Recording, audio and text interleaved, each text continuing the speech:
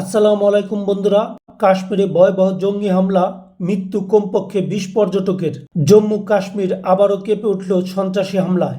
মঙ্গলবার ২১শে এপ্রিল ২০২৫ দক্ষিণ জম্মু কাশ্মীরের অনন্তনাগ জেলার বৈশরণ উপত্যকায় একটি রিসোর্টের কাছে সশস্ত্র জঙ্গিরা পর্যটকদের উপর অতর্কিত হামলা চালায়। এই খবরটি কলকাতার আনন্দবাজার অনলাইন আনন্দবাজার.com-এর প্রতিবেদনে প্রকাশিত হয়েছে। পুলিশের বরাত দিয়ে জানা গেছে, জঙ্গিরা পর্যটকদের লক্ষ্য করে এলোপাথারি গুলি চালায়। কেউ কেউ দাবি করেছেন প্রায় ৫০ রাউন্ড গুলি চালানো হয়। স্থানীয় সূত্রের মতে মৃত্যুর সংখ্যা ২৮ পর্যন্ত পৌঁছেছে। আরও ভয়ঙ্কর তথ্য সামনে এসেছে। জঙ্গিরা পর্যটকদের একজন একজন করে নাম জিজ্ঞেস করে তারপর গুলি করে।